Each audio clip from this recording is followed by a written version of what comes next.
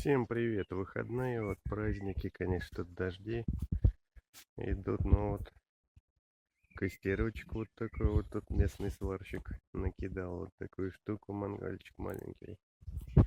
Тут дрова, конечно, все сырое, ну как, частично сырое, но ничего, нормально. Вот тут место для рубки дров.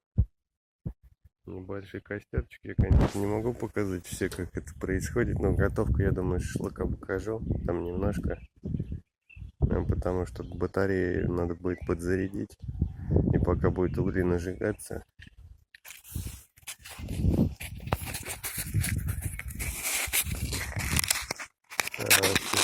Разведем костерок.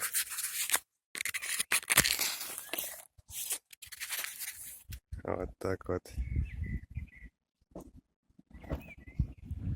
Развели костер.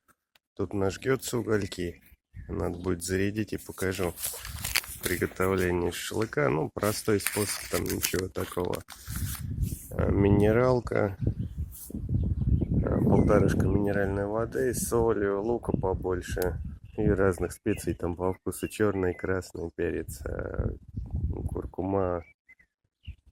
Там кто что добавляет.